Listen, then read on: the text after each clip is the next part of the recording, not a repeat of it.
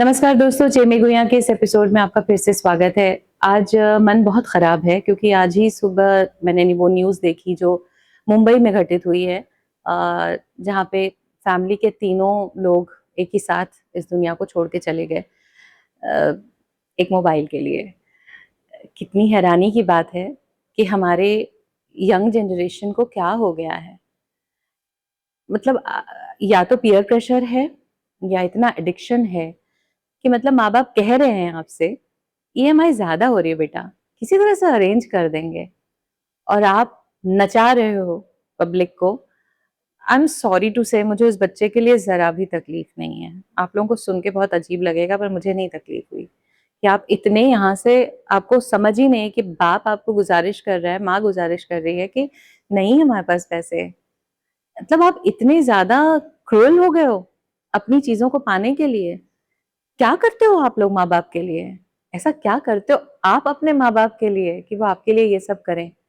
और माँ-बाप से भी गुज़ारिश करूँगी कि आप लोग, जो बहुत सारे लोगों को मैं देखती हूँ अपने बच्चों को कैमरे के सामने खड़ा करके कभी डांस करवा रहे हैं, कभी कुछ करवा रहे हैं। रियल टैलेंट चलिए समझ में आता है कि चलिए जैसे किसी ने अच्छे संस्कृत श्लोक बोले या किसी ने कुछ अच्छी बातें करी, ठीक है, शेयर कीजिए, कोई बात नहीं। पर आप उनको फ़िल्मी गानों पे डांस करवा के, हाव-भाव, एकदम छोटे से बच्चों को इतने हाव-भाव करवा के क्यों? उनको आदत पड़ जाती है। फिर वो अच्छा बताइए, बताइए मैं कैसी लग रही हूँ? वो छोटे-छोटे बच्चे उसी चीज़ में लग जाते हैं। मैंने कुछ डॉक्यूमेंट्रीज़ ऐसी भी देखी हैं कि ऐसी चीज़ें अब बन रही हैं, वो कलर्स आपको ऐसा अट्रैक्ट करते हैं कि आप फ़ोन ही नहीं हाथ से नीचे रख सकते हो।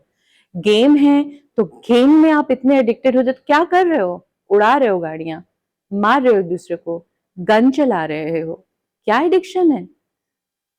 ठीक है, आप साथ में पढ़ाई भी करो, आप एक वक़्त दो, पर मुझे बड़ी हैरानी होती है कि छोटे-छोटे बच्चों को सामने स्क्रीन लगा के खाना खिलाया जाता है, ताकि हमें तकलीफ ना हो, ताकि हम उनको कहानियाँ ना सुनाएँ। पर ऐसे बहुत सारे पेरेंट्स हैं भी, मैंने देखा है, जो श्लोक भी सुनाते हैं, कुछ और चीज़ें सुनाते हैं, कुछ अच्छी कहानियाँ सुनाते हुए बात करते हैं, कुछ इमेजिनरी बातें करते हैं, या फिर कुछ ऑब्जेक्ट्स रखते हैं। थोड़ा एफर्ट करना पड़ता है बच्चे की अपब्रिंगिंग के लिए। एक पूरा परिवार चला गया सिर्फ एक मोबाइल के लिए। कितनी हैरानी की बात है। कैसे उसके दोस्त होंगे? क्या उसकी संगत होगी? प्लीज़ मेरी बड़ी मेरे मैं यंगस्टर्स से हाथ जोड़ के बोलती हूँ कि थोड़ा देखो यार, इतना ही जीवन नहीं है। जब खुद तुम कमाने लगोगे तो तुम्हें पता लगेगा क्या कर रहे थे तुम लोग पीछे, और वक़्त बहुत बीत चुका होगा।